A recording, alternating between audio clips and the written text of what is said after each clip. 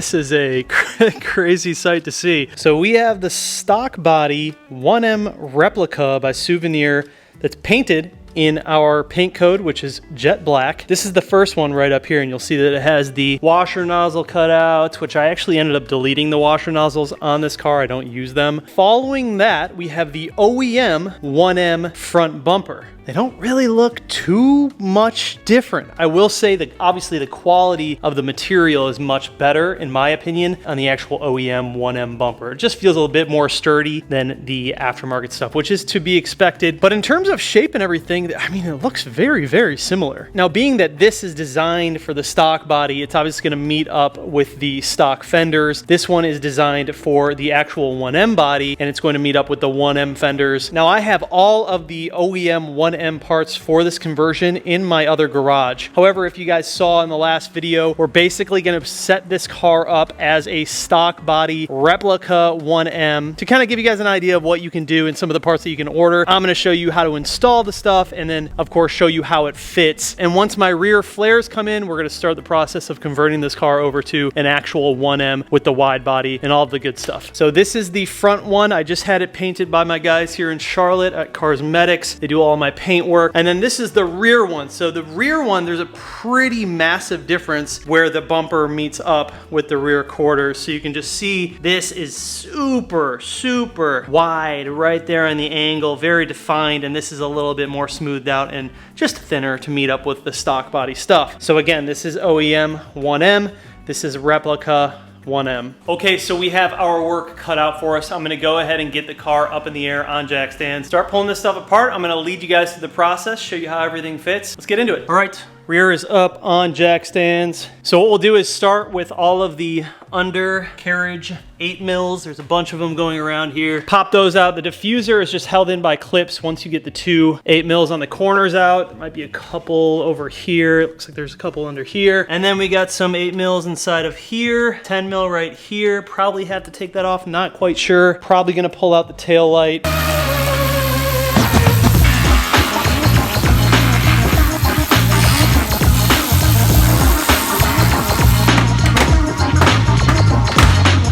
All right, so all of that is easy to get off. Dude, also, check this out.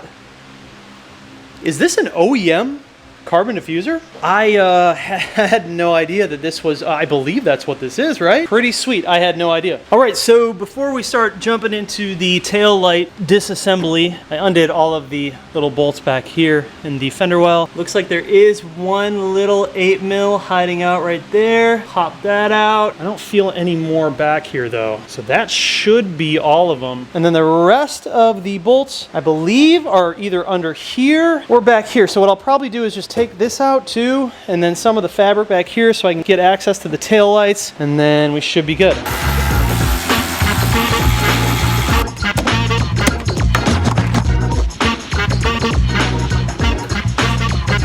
All right, so as I suspected, you will need to remove the tail lights, or at least get them out of the way a little bit, because you have these clips up here that actually hold the top of the rear bumper in. But after I release these clips along here, this thing should be able to just freely come out.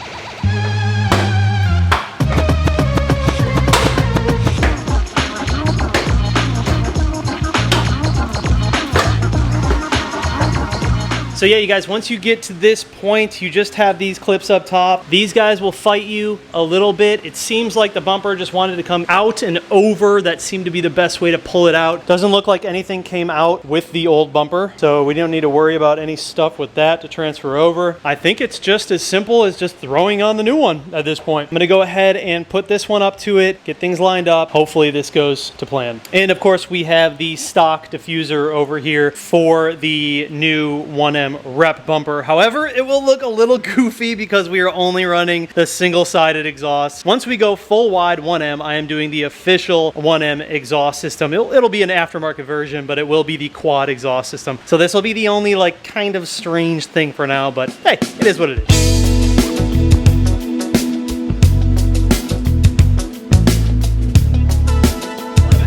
All right, so I want to show you guys before I lock everything in here. Looks like everything is going to line up very well. We're just going to push these in. They're going to clip in. Same deal with the sides. You can see all of this lines up. We'll see how those corners line up with the quarter panels when we're done. But so far, this is really This is good fitment.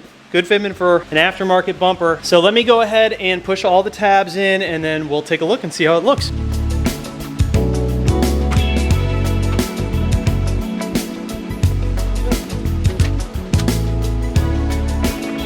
Dude, this looks crazy. It's so much more aggressive. So much more aggressive. Looks really freaking cool. Lines up super good too. Super flush, really, really clean. I mean, for aftermarket, you really can't ask for a better fitment. All the way around, everything locked in, just like OEM. Damn, dude. Great job on the paintwork too. The paint looks awesome. That's it, man. That is really simple. So, boy's gonna be running the... This is gonna look so haggard. It looks so rough with the one-sided exhaust, which is just freaking hilarious. All right, I'm gonna go ahead and put everything back together. So basically just reverse order everything, and then we can turn the car around and start working on the front end. All right, so it's been about an hour. I've got good news and I've got bad news, but we're learning. So if you are thinking about doing a 1M style, even replica bumper on the rear of a 135, a couple of things that I want to show you that you might want to take into consideration before doing. All right, so my exhaust system currently on the car is not stock, so I can't say for certain that you guys will run into this issue as well, but you likely will, because this bumper is set up obviously for a 1M. Now, even though that it's a replica and that it's supposed to fit on the stock body, the exhaust placements are actually 1M placements. So if your intentions are to run this with a stock 135 exhaust system, you may want to consider otherwise. So when I was trying to fit this diffuser onto my 1M bumper, the tips were sitting right about here. So I knew right away, okay, that's a problem. We got to remove the tips. The other issue that you're likely going to run into is the under panels are not going to line up with where these factory bolt pieces are. Typically, there's a shrouding like this. That shrouding will come off of the stock bumper and sit like this. However, now that you're running the 1M, your bolt placements are in different places. So this piece right here is discarded. You're no longer going to be able to run this. Same deal with this guy over here. Now, obviously on the 1M, there's a tip coming out here, so this wouldn't be here. However, you do have some evap components over here and obviously the battery tray, and these are two things that change when you do the 1M exhaust conversion. So obviously with my 1M conversion, I am going to do the 1M exhaust conversion. However, I thought that I would be doing that at a later date. Well, now that we already have the replica bumper on and we're seeing that I'm going to be faced with those issues anyways, I feel like I should probably just start jumping into converting this entire system over to the 1M exhaust. So that's probably what's going to happen next, because this setup in the back is just super whack. Like, nothing fits. This looks ridiculous.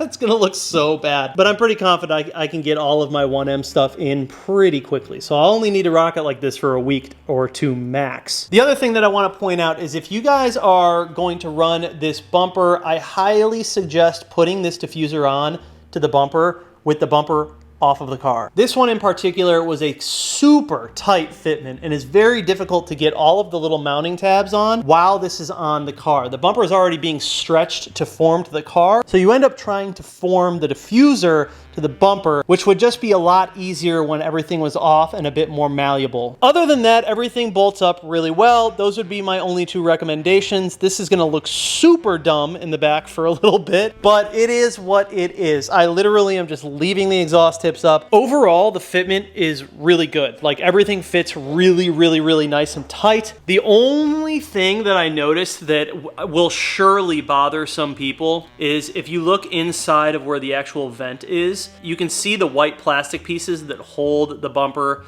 to the actual car. It's not super visible, but it is something, if I were to keep the car like this, I would solve it. I would find a resolution for it. Whether you put mesh back here or whether you just paint these, like while you have the bumper off, just give them a spray and make them black inside of there just so you don't see them. That would be my only recommendation, honestly. Other than that, I think it looks really freaking good. If you didn't want to do all of the OEM panels underneath, you could just have like a custom exhaust fabricated to make that work with everything, but it's still gonna be kind of janky. And this build in particular is just gonna be on another level, and we're not skipping phases. So we're gonna be doing all of the OEM stuff. I didn't think we would have to do it so soon, but hey, if that's what we have to do, then that's what we have to do. The rear end is officially complete though. For now at least, we can go ahead and throw the wheels on, and then I'm actually gonna turn the car around. We're gonna jack up the front, and let's start working on that front bumper.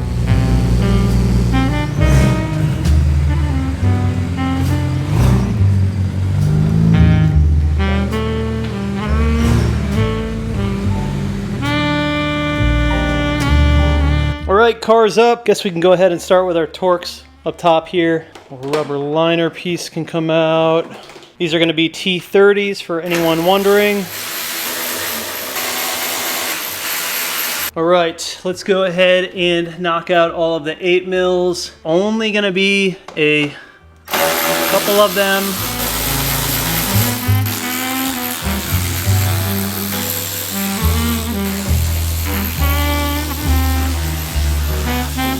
Last bolt is gonna be right there, and that's the one that actually holds on the bumper. Other than that, I should be able to pull it off. If you guys still have your headlight washers in there, just remember to unplug those. I basically deleted that from the car because those are stupid and I don't want them on my car. Okay, so the first thing we gotta do is probably go ahead and put in our grills. We also have the air ducts that are for the 1M bumper. However, I don't know if they match up to this. I guess we'll find out. I also have my oil cooler over here, which I can imagine is probably going to create some issues with routing and whatnot because you have these fat oil lines now in the way. So I don't know if we'll be able to run these. Not really the end of the world, considering we are gonna do the original 1M conversion eventually, but I will try. I will try. So I'm gonna go ahead and put the grill in. I'm gonna swap over the kidney grills while everything is out.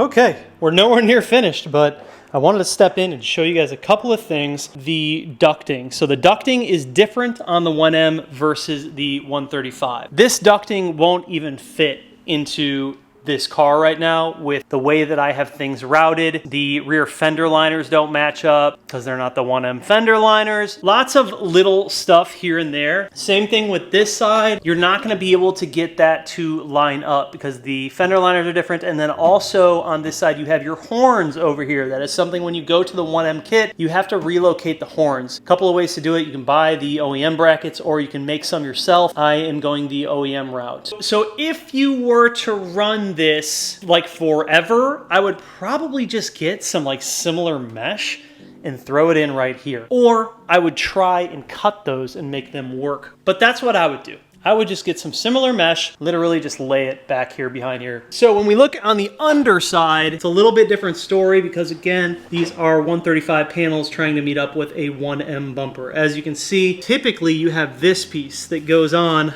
right here. And these holes would line up with your factory 135 bumper. Obviously, that's not gonna work anymore now that we have the 1M. So in the other garage, I actually have all the 1M parts. We're not gonna put them on now because there's really no point. Again, when I go to the full 1M conversion, it's gonna be all 1M parts underneath here. Nonetheless, this piece would then need to meet with this piece. I mean, you could probably concoct something to make it work. You could probably smoke holes in this, or you could even just put this up and smoke holes in the bumper. However you wanted to do it. If you didn't want to have to buy all the 1M shit, there's definitely like cheaper alternatives if you just could get crafty with it. The other thing is my intercooler is pretty massive. Needs to bend down a little bit to go around it like that. Not too big of a deal, but it is something there. If you are running an aftermarket intercooler that hangs a little bit lower, you might have to get crafty. You might have to do some cutting. I don't think it's a big deal on our end though. It doesn't seem to be pushing the bumper out at all. Other than those two things, it's pretty self-explanatory. Like it all bolts right up. One thing with my car in particular, these fenders are quite demolished. They are pulled pretty aggressively. And so you can see some pinching right here, but these fenders are pretty trashed and you can see how oddly shaped they are right there. They just have a goofy bulge. They look kind of weird. They don't meet up to the factory bumper. They don't meet up to this bumper. Is what it is. It doesn't really matter, again, because I have all new fenders and we're changing all that. But if you just had like a normal 135 and your fenders weren't pulled, I mean, this really would be a fantastic option. And I think that there's a lot of ways that you could get around from having to buy all of the 1M stuff. If you just wanted to put this on and like send it, like I said, you would just have to get a little crafty, but there's certainly ways that you can run it without having to spend a whole bunch of 1M money to make it work. I'm gonna go ahead and finish just buttoning up what we have for temporary purposes, but all in all, that is going to include the install. It's really not that difficult. Definitely gonna be a lot easier with an extra hand. Get creative and you'll be good. Man, does that change the front of this car pretty drastically. Looks really good. So if you wanted to build the affordable fake 1M on a stock body, man, I would say that this would be the way to do it. And you guys would probably have even better luck than I did because of the condition of my fenders. And I think most people would actually end up in a better position than this. But even on a stock body, man, this looks really freaking good. You still get all of the cool curves of the 1M. Obviously, you don't get the width of it, but you still get the cool body lines, which is a pretty important part of it. I think if you're going to do it, you definitely need to take care of the vents down there.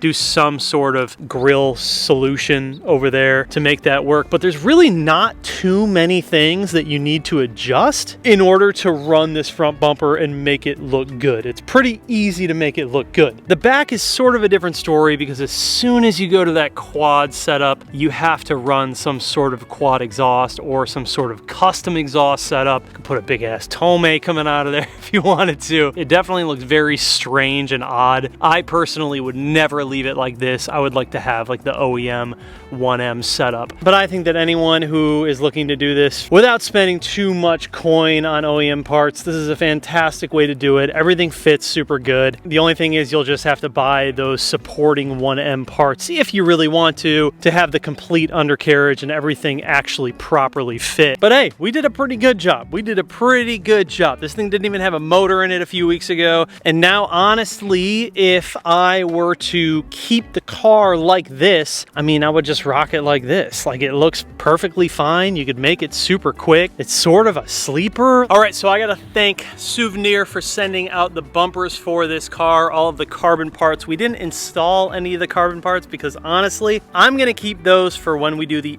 actual 1M conversion. Don't really feel like running those on this setup. Then once we go over to the real OEM 1M conversion, we're gonna have fresh new carbon, fresh new bumpers. But I'm gonna have all of this stuff linked down below. It took me about 4 hours with filming to do the front and the rear bumpers. Really not that bad. Like, you guys could probably knock it out in 2.5, 3 hours. I'd say like 90% of it, 95% of it is gonna bolt right up. And it's really up to you whether you want to add those little things to just make it that much better. But as soon as you get into the project, you kind of have an idea of what you'll need to do to accomplish this. So huge shout out to Souvenir for sending this stuff out. I think this is a fantastic setup. If you're not looking to spend too much coin to go over to the full 1M OEM conversion, you can just do the replica on the stock body and it looks plenty good. Anyways, I hope you guys enjoyed today's video. I will see you in the next one. Peace out.